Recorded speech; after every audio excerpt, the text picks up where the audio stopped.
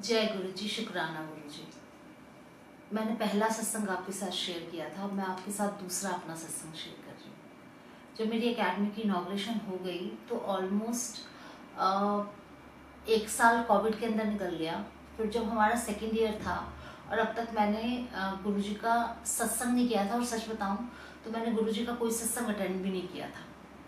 मैंने सत्संग की सिर्फ महिमा सुनी थी, बहुत महिमा सुनी थी गुरु जी के सत्संग की, बट ना मैं तब तक किसी सत्संग में गई थी, ना मैंने कोई सत्संग अटेंड किया था, या गुरुजी नहीं चाहते थे या क्या था, अब वो नहीं जानती मैं।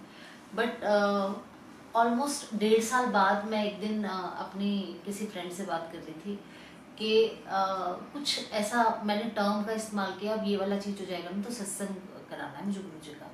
तो उसने ये बोला मुझे कि क्यों टर्म लगा रही है तुझे कराना है सत्संग, तू करा। तो फिर मैंने कहा हाँ यार बिल्कुल, मैं क्यों, एक इतनी बड़ी तो चीज़ करा चुकी, अब मैं किस चीज़ के इंतज़ार में हूँ। मैं आपको वो भी बताऊंगी कि वो कौन सी चीज़ थी जिसका इंतज़ार मैं उस मोमेंट कर रही थी कि वो होगा तो मैं सत्संग कराऊंगी। तो जब सत्संग की तैयारी शुरू हुई हमारे एकेडमी की इनॉग्रेशन के 1.5 साल बाद, तो जब सत्संग की तैयारी शुरू हुई तो मुझे वो लोग मेरे से खुद मिलने लगे, कनेक्ट होने लगे एज अ क्लाइंट, जो सत्संग के अंदर पूरा कार्यभार संभालते हैं। ये भी गुरुजी चाहते थे तभी हुआ। जब वो आए तो मुझे पता चला कि गुरुजी के फॉलोवर हैं और ये सत्संग का पूरा काम संभालते हैं। मैंने कहा अच्छा। फिर मैंने उनको बुलाया। अब बुलाने में ऐसा है कि गुरुजी को मैं मानती थी, जो भी एक्सपीरियंस था मेरे परिवार में गुरुजी से कनेक्टेड वो सिर्फ मेरा था। गुरुजी से कनेक्टेड जो भी अब तक हुआ था वो मेरे साथ हुआ था। तो मेरे घर वालों के लिए, अमित के लिए, सबके लिए तो बस गुरुजी थे कि मैंने गुरुजी का स्वरूप अपने ऑफिस में रखा हुआ है, बस इससे ज़्यादा किसी के लिए कुछ भी नहीं थे। तो जब मैंने गुरुजी के लिए का पहला सत्संग, मुझे एक्चुअल में नहीं पता था कि सत्संग कैसे होता है। देखते थे हम संगत का या सोशल मीडिया पे, बट अब तक ना अटेंड किया था। क्लाइंट है, मैंने उनसे बात की कि मुझे ना गुरुजी का सत्संग कराना है, और मेरा कोई एक्सपीरियंस नहीं, वो सत्संग भी करवाने की उनमें भी थे, सेवादारों में भी थे और वो करवाते भी थी। तो उन्होंने फिर मुझे ग्रुप में शामिल कर लिया। तो जब सत्संग के लिए मैंने उन्हें बुलाया तो उन्होंने पूछा कि कितने लोगों का सत्संग कराना चाह रहे हो आप। तो मैंने उस समय तक ऐसा कुछ सोचा नहीं था कि मुझे कितने संगत का सत्संग कराना है, छोटा कराना है, बड़ा कराना है, ऐसा कुछ भी नहीं था दिमाग के अंदर। तो वो आए, फिर मैंने उन्हें अपना पूरा जहाँ कराना था वो दिखाया। तो फिर उन्होंने बोला एक्चुअली मुझे ये भी नहीं पता था कि गुरुजी की संगत को अंकल और आंटी बोला जाता है। तो क्योंकि मैंने कभी कोई सत्संग अटेंड ही नहीं किया था, फिर वो बोलने लगे मुझे कि तारा आंटी कि आप पहले ही बताओ कि कितनी संगत, आपको 50 लोगों का सत्संग करना है, 100 का करना है, 150 का करना है। फिर उन्होंने पूछा कि कितने का कराना है। तो मैं एक्चुअली में सोचने लगी कि मुझे कितने लोगों का सत्संग कराना है, और मुझे पहली बार अंदर से एहसास हुआ कि गुरुजी से कनेक्टेड कुछ भी छोटा तो होता ही नहीं है। तो फिर मैंने कहा मेरे को ओपन सत्संग कराना है। फिर मैंने उनको बोला कि मुझे ओपन सत्संग कराना है, घर घर का नहीं कराना है। तो फिर फाइनली हमारा डिसाइड हुआ कि हम सत्संग घर के बाहर कवर करके करेंगे। ऑलमोस्ट उन्होंने बोला, तो मैंने कहा 500+ गैदरिंग के अंदर हम लोग प्लान करते हैं सत्संग, बाकी जो गुरुजी की इच्छा होगी वो होगा। तो हम लोगों ने तैयारी शुरू कर दी सत्संग की, जो उन्होंने मुझे बोला, क्योंकि पहला एक्सपीरियंस था तो मुझे कुछ भी नहीं पता था। मैं सारी की सारी इंस्ट्रक्शंस उन्हीं सबकी फॉलो कर रही थी। तो सारी तैयारियाँ होगी, टाइम बुक हो गया, लंगर प्रसाद में क्या चाहिए था, वो सब सारी की सारी चीज़ें होने लगी। तो हमारे घर में अब से पहले ऐसा कुछ हुआ ही नहीं था। अगर मैं बोलूँ तो इतने टाइम में कोई भी ऐसा ओकेजन हुआ ही नहीं था। तो वो घर वालों के लिए भी अलग सा एहसास था कि अब तक गुरुजी को मान लेते तो ठीक है, बट ये करने क्या वाली है इतने बड़े लेवल पर। अमित बड़े ऑफेंडेड कि मना भी नहीं कर रहे हैं लेकिन कंफर्टेबल भी नहीं है सत्संग के टाइम में। एक दिन इनका और मेरा कुछ बहुत ज़बरदस्त आर्ग्यूमेंट हो गया कि मैंने सिर्फ इनको बोला एक नया पठानी सूट सिलवा लेना, क्योंकि आपको मेरे को गुरुजी की आरती करनी है। तो अमित इतने ऑफेंडेड और इतने गुस्से में मुझसे बोले कि मेरे लिए कोई गुरुजी नहीं है। ये शब्द मुझे अमित के आज भी याद है कि उन्होंने मुझे बोला ये वाली चीज़ कि कोई गुरुजी नहीं है मेरे लिए, वो सिर्फ एक महापुरुष है कि जो दुनिया मानती है, इससे ज़्यादा मेरे लिए कुछ नहीं। और मेरे साथ किसी भी तरह की ज़बरदस्ती करने की ज़रूरत नहीं है। अगर ज़बरदस्ती करोगे तो मैं घर से ही चला जाऊँगा, मैं सत्संग में रहूँगा ही नहीं। अभी मेरी बात अमित बोल चुके थे कि मैं चला जाऊँगा घर से, मैं रहूँगा ही नहीं सत्संग में। अमित बड़े गुस्से में करके हमारा आर्ग्यूमेंट चलता रहा। ये बात है हमारी ऑलमोस्ट 15 से 17 दिन पहले की पूरी। जब 15 से 17 दिन हो गए, ऑलमोस्ट 15-17 दिन रह गए थे उसको सत्संग को, और अमित का ये वाला हाल था। इवन सच बताऊं तो घर के अंदर कोई भी किसी को समझ ही नहीं आ रहा था कि ये होने क्या जा रहा है। और मेरा भी एक्सपीरियंस पहला था, चीज़ें हो रही थी, तैयारियां हो रही थी, चोला बन रहा था, बर्तन के लिए परचेजिंग मेरी लगातार चल रही थी। जब उनको नहीं समझ में आ रहा था तो अब मैं आपके साथ अपनी एक लाइफ का इसी सत्संग केस से कनेक्टेड एक और वो शेयर करती हूँ कि जब गुरुजी चाहते हैं और जो चाहते हैं वो कैसी चीज़ें चेंज हो जाती हैं। मेरा अगर मैं कोई बोलूँ कि लोगों के बहुत दोस्त होते हैं, तो मेरे पास मेरे गिने चुने दोस्त हैं जिनके साथ मैं जो सब कुछ जानते हैं, जिनको आप चड्डी बड्डी दोस्त बोलते हैं, जिससे आप बात कर लेते हैं। और जब वो दूर होते हैं तो जिस दिन से गुरुजी से जुड़ी, मैंने अपने सुख दुख सिर्फ गुरुजी के साथ बांटे। और ये बात झूठ नहीं है कि गुरुजी कहते हैं कि तुम मेरे स्वरूप के साथ बात करो, मैं जवाब दूंगा। मैंने खुद इस चीज़ को फील किया है। वो आपको कहीं ना कहीं कैसे ना कैसे किस तरह से जवाब देंगे आपको भी पता भी नहीं चलेगा, लेकिन आपको उस चीज़ का आंसर मिल जाएगा। ऐसा नहीं है कि वो खुद देंगे आंसर, वो आपको कहीं और से, किसी तीसरे, किसी चौथे, कहीं से भी आके आपके पास वो वाली चीज़ आ जाएगी कि आपको आंसर मिल जाएगा। तो मैं गुरुजी से कहने लगी, ये मेरी दिली इच्छा थी। मैं एक दिन बैठ के ऐसे कहने लगी, मैंने कहा गुरुजी जितना प्यार मैं आपसे करती हूँ ना, या जितना सम्मान या इज्जत मैं आपकी करती हूँ, गुरुजी का उससे पहले मेरे घर के अंदर कहीं स्वरूप नहीं था।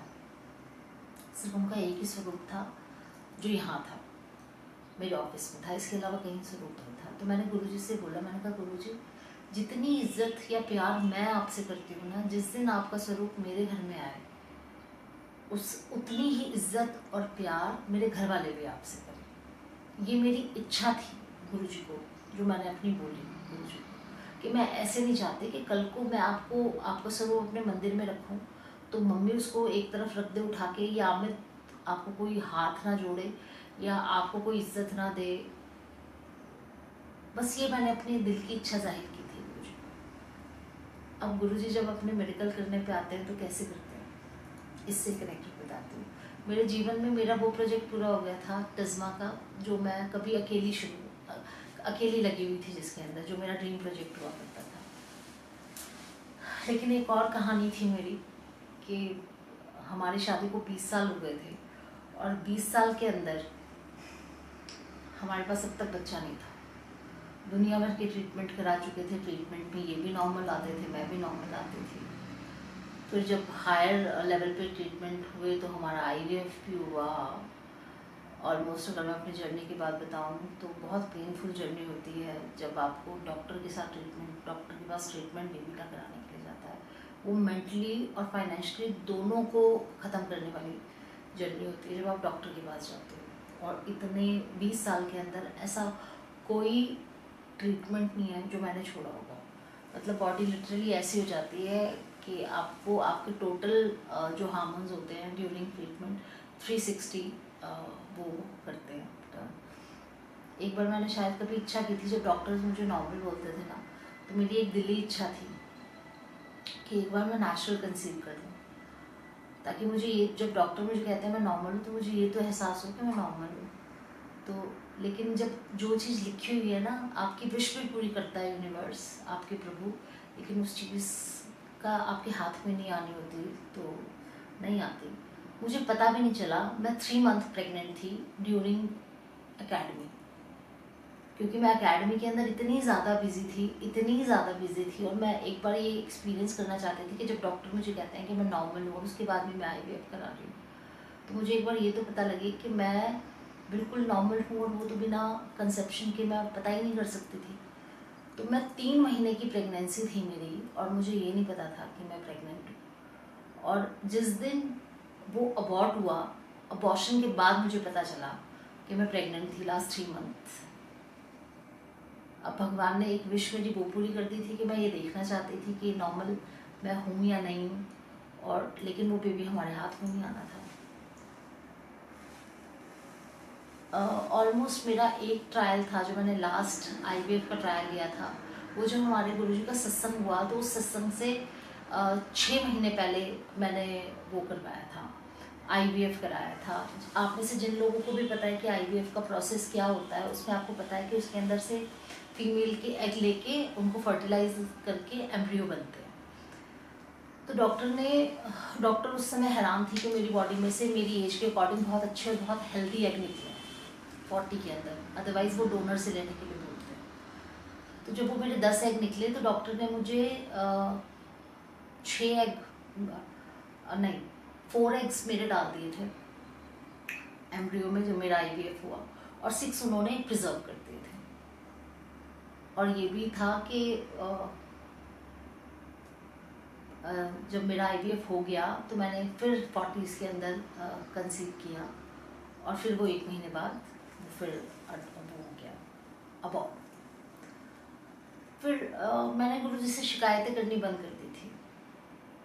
मैंने उस मोमेंट जब मैं ठीक हुई और ऑफिस में आई, तब तक नीचे गुरुजी के घर के अंदर, हमारे घर के अंदर गुरुजी का कोई स्वरूप नहीं था। फिर जब मेरा IVF हुआ, IVF के बाद अबॉर्ट हुआ, फिर मेरी रिकवरी हुई, बाद हफ्ते या 10 दिन के अंदर जब ऑफिस में चली, तो एक दिल हुआ कि मैं रोऊं इनके आगे, कि बोलूं कि मेरा क्या दुख है, और आप मेरे सामने वो सब कुछ देख रहे हो, फिर भी आपको मेरा दुख नहीं दिखाई देता, लेकिन मैं नहीं बोली। उस मोमेंट मैंने सिर्फ रो के गुरुजी को ये वाली चीज बोली। थक गई थी 20 साल इंतजार करके ना। 20 साल इंतजार करने का मतलब होता है आपकी एक एक मोमेंट, आपको हर बार ये वाला फील होता है कि कुछ ऐसा होगा कि जो आपका 20 साल का जो आपकी जर्नी है वो कभी तो वो जो इंतजार है वो खत्म होगा। और मुझे ये भी पता था ये कर्म करते हैं, कर्म से पहले तो कुछ नहीं हो सकता। तो जो मैं आई तो मैंने खड़े होकर गुरुजी को, क्योंकि 40s के अंदर मैंने बॉडी वाइज लास्ट सोचा था कि 40 में मैं एक बार अटेम्प्ट जो कराना IVF का वो कराऊंगी, उसके बाद नहीं कराऊंगी। और वो कंसीव भी हो गया, फिर अबॉर्ट भी हो गया। तो मैंने गुरुजी को खड़े होकर सिर्फ इतना बोला, क्योंकि तब फिर हम लोग मेंटली तैयार हो गए थे कि हम लोग अडॉप्शन में जाएंगे, कि मैं अडॉप्ट करेंगे। लेकिन अडॉप्शन भी इतना आसान नहीं है प्रोसीजर। अगर हम लीगली अडॉप्शन में जाते हैं तो अडॉप्शन इतना टेढ़ी खीर है इंडिया के अंदर। अगर हम अडॉप्शन में जाएंगे तो अडॉप्शन का सोच के दिल दहला जाता था कि कितने लंबे प्रोसीजर से निकलना पड़ेगा, कहाँ कहाँ क्या कौन कैसे। जब मैं इंडिया के अंदर लीगल अडॉप्शन के बारे में पढ़ती थी यूट्यूब पे, तो मुझे देखती थी, पढ़ती थी गूगल पे, तो मुझे इतना फोबिया हो गया था कि मैं अडॉप्शन हम कहाँ से करेंगे, कैसे करेंगे। मैं ऑफिस में आई और बैठ के मैंने गुरुजी को सिर्फ एक ही बात की। मैंने कहा जो मेरे भाग्य का है, क्योंकि मैं हमेशा इस बात को मानती हूँ कि जो आपके भाग्य का है वही मिलेगा। भाग्य के बाद सिर्फ आपके गुरु आपको दे सकते हैं। आपके गुरु के अलावा आपको बिना भाग्य के कोई नहीं दे सकता। कि गुरुजी जो मेरे भाग्य का है, इस ब्रह्मांड में जहाँ पे भी है। फिर मैंने गुरुजी को भी ये वाली चीज़ बोली कि गुरुजी इस ब्रह्मांड के अंदर जो जीव मेरे भाग्य का है बस वो दे दो। अब मैं ये नहीं कहूँगी आपसे कि मुझे मेरी कोख से चाहिए या कैसे दोगे, अब आप देखो। बस ये कह के बात खत्म हो गई थी। इसके बाद मैंने गुरुजी से और कुछ नहीं बोला। उसके बाद गुरुजी ने मैंने ये वाली चीज़ बोल के यहाँ बात को ख़त्म कर दिया गुरुजी से। इसके बाद कोई कुछ नहीं। उसके बाद जो मेरी भाभी के साथ हमने, क्योंकि मेरे एम्ब्रियोज फ्रीज थे, तो हमारे पास डॉक्टर ने हमें प्रपोजल दिया कि आप सरोगेसी करा। तो उस मंथ से हमारी सरोगेसी शुरू हुई। पहला जो एम्ब्रियो, भाभी जिन लोगों को भी पता है कि सरोगेसी क्या होती है, पहला एम्ब्रियो डला, फेलियर। दूसरा एम्ब्रियो डला, फेलियर। थर्ड एम्ब्रियो डला, फेलियर। क्योंकि मेरी भाभी के खुद के 2 हेल्दी बेटे हैं दोनों। तीसरा एम्ब्रियो डला, फेल। चौथा एम्ब्रियो डला, फेल। तो मैं मेंटली कहीं ना कहीं उसको भी हर्ट होता था हर बार के, और मैं अपना मेंटली, मुझे था कि जब जो होना है, क्योंकि अब तो ज़िंदगी इतनी निकल चुकी थी कि ये आपको एक समय के बाद पता लग जाता है सब कुछ भाग्य है। कुछ आपके हाथ में होता है, किसी के साथ व्यवहार करना शायद आपके हाथ में है, लेकिन इसके अलावा अगर आप ज़िंदगी की बहुत मेन चीज़ें देखते तो सब भाग्य है और कुछ नहीं। कोई हमारे कर्मास पुराने हैं, कुछ ये है, लेकिन है सब कुछ भाग्य। तो हमारी अब मैं आपको ये बात क्यों बता रही हूँ, मैंने इससे पहले आपको बताया था कि मैंने गुरुजी को एक विश बोली थी कि गुरुजी जिस दिन आप मेरे घर में आओ उतना ही प्यार मिले आपको जितना मैं आपसे प्यार करती हूँ। पांचवा जो हमारा भाभी का एम्ब्रियो डलने के बाद और वहाँ हमारा सत्संग और एम्ब्रियो का ऑलमोस्ट एक ही मंथ था, ये पूरा का पूरा 1 मंथ था जो हमारा एम्ब्रियो डला, और हमारा सत्संग का था वो एक ही मंथ था। तो भाभी का मेरे पास कॉल आया जब आई थिंक 5th एम्ब्रियो था, कि दीदी मैंने जब टाइम था तो कह रही दीदी मैंने चेक किया नेगेटिव है। मैंने कहा ठीक है कोई बात नहीं। तो यहाँ जिस दिन हमारी डेट गुरुजी की रखी हुई थी हमने सत्संग की, वो सत्संग में हमने बाकी सोशल मीडिया पर डाल दिया था, बाकी ग्रुप्स में चले गए थे मैसेज, क्योंकि ओपन सत्संग था। लेकिन मैंने कुछ कार्ड प्रिंट कराए थे आसपास लोगों को देने के लिए, ऑलमोस्ट 100 कार्ड हमने प्रिंट कराए थे, और वो कार्ड मेरे पास मेरी ऑफिस टेबल पे रखे थे। इसी बीच मेरे पास संगत की कॉल आई, जो सेवादार थे उनकी कॉल आई कि तारा आंटी आपका सत्संग ना 1 हफ्ते के लिए डिले होगा, क्योंकि संगत के जो सेवादार हैं उनमें से किसी एक जने को ब्रेन हैमरेज हो गया, और अगर सेवादार में से किसी भी को भी कुछ होता है तो फिर हमारा सत्संग डिले होता है। तो वो डिले कुछ इस तरह से था कि आई थिंक 18 से 28 हो गई थी डेट, तो हमने उसकी डेट चेंज करके फिर डिस्ट्रीब्यूट किए थे वो कार्ड्स। तो हो गई बात ख़त्म। वहाँ से भाभी का भी उसने बोल दिया था, मेरी भाभी ने, कि दीदी नेगेटिव वो है, पॉजिटिव नहीं है। ठीक है, बात ख़त्म हो गई। कि बस ये सोच लिया कि गुरुजी पता नहीं क्या चाह रहे हैं, क्यों सत्संग लेट कराया, क्यों सब कुछ हुआ। बस शांत हो गए, क्योंकि कई चीज़ों पे आपका कोई बस नहीं है। वैसे तो ज़िंदगी की किसी भी चीज़ पे आपका बस नहीं है, ये हमें लगता है हम कर रहे हैं। हर चीज़ प्लान है, कराने वाला भी ऊपर है। अगर आपको कहीं से मिल रहा है तो वो भी ऊपर वाला है, और अगर आपके पास है और आप किसी के लिए कर रहे हैं तो वो भी ऊपर वाले ने माध्यम बनाया। तो हम अक्सर अपने अहंकार के साथ इतने वो हो जाते हैं कि हम कर रहे हैं, हम करने वाले कोई नहीं होते।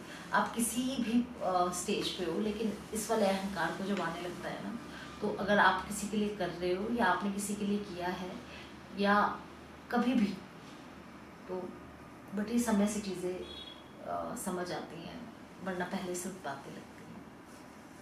अब हमारा 1 हफ्ता डिले हो गया सत्संग। भाभी का फ़ोन आया कि दीदी डेट को ना 1 हफ्ता फालतू हो गया, कि नेगेटिव भी नहीं, डेट भी नहीं आई है और कुछ भी नहीं आया। मैं सोच रही हूँ मैं डॉक्टर के पास जाके चेक कराऊँ। तो मैंने कहा हाँ जाके करा लूँ।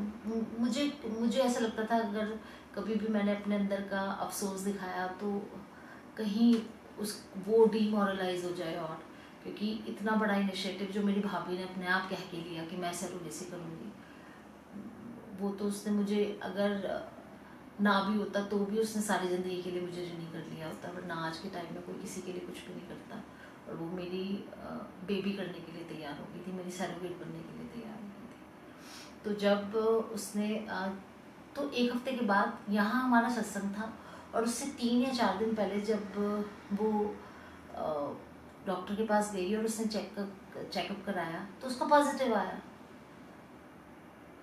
तो हम घर के अंदर, मतलब वो मोमेंट ऐसा था कि गुरुजी आपने इसलिए डिले किया था सत्संग। आप समझ रहे हो कि मेरी एक वो विश थी कि जिस दिन आप मेरे घर के अंदर आओ तो मेरे घर में आपको उतना मान सम्मान मिले। वहाँ मेरी भाभी ने मुझे ये बोला कि दीदी नेगेटिव है, और वहाँ सत्संग डिले हुआ 1 हफ्ता, और फिर मेरी भाभी ने 1 हफ्ता बाद मुझे ये वाली चीज़ बोली कि दीदी डॉक्टर कह रहे हैं पॉजिटिव है। और तो आप ये सोच रहे हो कि मेरे घर वालों के अंदर जो मेरी एक विश थी कि किस तरह से मेरा परिवार गुरुजी के चरणों में नतमस्तक हुआ होगा। मतलब ये किसी के लिए सिर्फ ही सुनना हो सकता है, बट मेरे लिए तो जीवन था जो मैं उस समय महसूस कर रही थी कि मेरे साथ क्या क्या हुआ, कैसे कैसे हुआ। और फिर सत्संग हुआ, वही अमित जिसने ये वाली चीज़ बोली थी, मेरे लिए सिर्फ गुरुजी एक महापुरुष हैं। आज उनसे कुछ कई बार मैं मजाक में कह देती हूँ, जब वो गुरुजी कर रहे होते हैं, मैं कहती हूँ आपके लिए तो सिर्फ ये महापुरुष थे, गुरुजी हो गए। वो चिढ़ाने के लिए उनको, बट उस मोमेंट। और आपको एक और चीज़ बताती हूँ कि सत्संग हो गया बहुत अच्छे से, भाभी भी आई, भाभी ने भी अटेंड किया सत्संग। जब हम डॉक्टर के पास गए और जब स्कैन हुआ, स्कैन के अंदर आपको बच्चे के 1 घंटे का पता चलता है। अभी बहुत अजीब लगेगा आपको, लेकिन ये हमारे लिए भी मेडिकल था कि डॉक्टर ने ये वाली चीज़ बोली कि उन्होंने जो एम्ब्रियो बॉडी के अंदर आया था, एम्ब्रियो जब तक एम्ब्रियो के अंदर जान नहीं होती, एम्ब्रियो यूट्रस के अंदर पकड़ता नहीं है, जिसको हम नाल बोलते हैं, वो पकड़ता नहीं है यूट्रस के अंदर। डॉक्टर ने बोला ये एम्ब्रियो के अंदर प्राण 1 हफ्ते बाद आए हैं। मतलब वो जितने दिन से 15 दिन अगर वो यूट्रस के अंदर था तो उसकी लाइफ 15 दिन की होनी चाहिए, जबकि उसकी लाइफ उस मोमेंट के अंदर जब हम डॉक्टर के पास गए तो सिर्फ 1 हफ्ते की थी, कि उसके अंदर प्राण 1 हफ्ते बाद आए थे विश। तो ये मतलब किसको बताऊं, कौन मानेगा इस चीज को।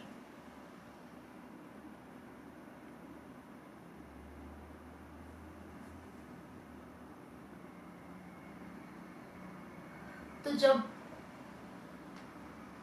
ये मेरे वो 2 सत्संग है मेरी लाइफ के, सत्संग और भी बहुत है, लेकिन उस मोमेंट मतलब गुरुजी ने जो 9 मंथ्स निकाले, उसके बाद कुछ रह जाता है, उसके बाद गुरुजी के लिए कुछ बोलने के लिए मेरे पास तो नहीं रह जाता कि मैं और क्या बोलूं, क्या जादू होते हैं। मुझसे जब लोग पूछते हैं कि गुरुजी तो मेरे लिए तो जादूगर है, किसी को नहीं समझ में आता, मुझे तो आता।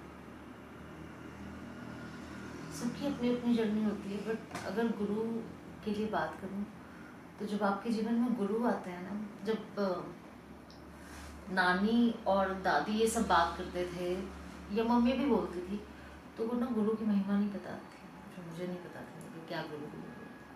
लेकिन जब आपके जीवन में गुरु आता है ना, तो आपकी ज़िंदगी 360 टर्न लेती है।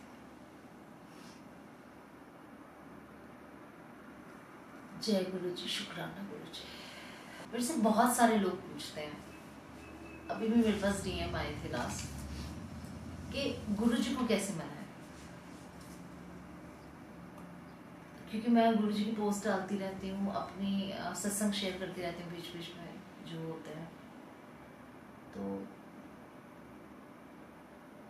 मैं हर किसी को बोलती हूँ कि सबसे पहले गुरुजी सच बोलते हैं कि गुरुजी, अगर आप बोलो ना कि गुरुजी क्या है, तो गुरुजी जितने उनके फॉलोअर्स हैं ना गुरुजी के, उनके उतने ही रूप हैं। अगर मैं ये बोलूँ आपको कि आपके गुरुजी और मेरे गुरुजी हैं वो मेरे साथ हैं, और आपके गुरुजी आपके साथ हैं, जो मैंने किया। मैं किसी सबसे पहले तो मैं गुरुजी से कनेक्टेड किसी भी भ्रम को नहीं मानती, किसी भी भ्रम को नहीं मानती। मैं जो दुनिया भर की चीज़ होती है मैं किसी को नहीं मानती। बिल्कुल जो ऐसे हो जाएगा ऐसे हो जाएगा, ऐसे नहीं। मैंने जो अपनी लाइफ के अंदर गुरुजी को फील किया है, या मैंने जो अपनी लाइफ के अंदर गुरुजी को देखा है, या मेरी जर्नी जितनी रही है गुरुजी के साथ, उनको गुरुजी सिर्फ भाव के वो हैं। उनको सिर्फ भाव चाहिए कि आप का जो उनके साथ प्रेम है, उस प्रेम की इंटेंशन क्या है। क्या आप सिर्फ उसमें सिर्फ उनके साथ इसलिए जुड़ रहे हो कि आपको वो चीज़ें चाहिए, या आपको उनके साथ प्रेम है, सच में प्रेम है। और ये भी सत्य है कि आप अगर कोई मेरे से अभी क्या पूछ रहा था, गुरु जी को कैसे मनाएं, तो इसका मेरे पास कोई जवाब नहीं था कि गुरु जी को कैसे मनाएं। कि कोई आ, कि आप ऐसे कर लो तो गुरु जी आप पे कृपा कर देंगे, ऐसे करो। आप कुछ भी ना करो, जिस दिन गुरु जी को आपको खींचना होगा ना, गुरु जी आपके जीवन में आपका वो कार्य हल कर देंगे जिसको आप शायद ये सोच रहे थे कि इससे बड़ा और इससे मुश्किल काम तो मेरी जिंदगी में कोई है ही नहीं। लेकिन जब तक प्रभु आपको नहीं खींचते तब तक आपको उनके ऊपर आस्था पूरी रखनी पड़ेगी और सरेंडर 100% रखना पड़ेगा।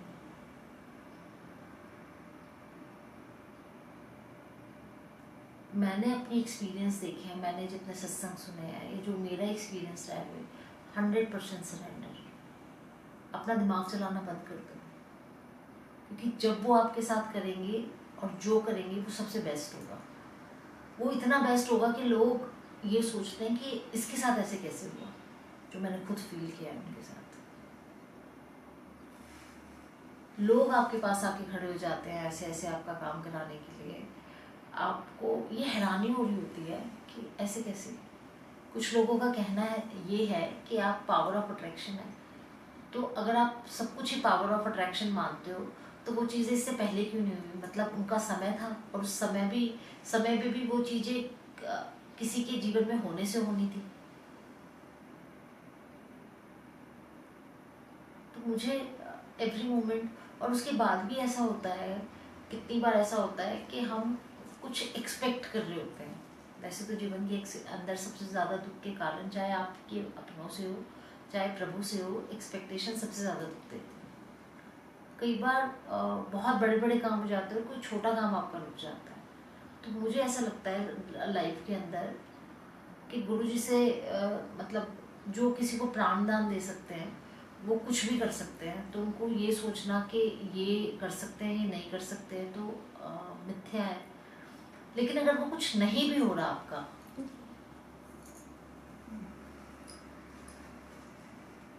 मेरा एक्सपीरियंस ये है कि अगर आपके कोई काम अटके भी हुए हैं ना, अगर आपके कोई काम नहीं हो रहे हैं तो ज़रूर आपके कर्मों की कोई काट है। जब वो काट पूरी हो जाएगी तो वो कार्य प्रभु आपको करेंगे। कई बार हमें ये नहीं पता चलता कि हम पता नहीं हमारे प्रारब्ध क्या थे, कौन से कर्मों की काट की वजह से हमारे वो काम नहीं हो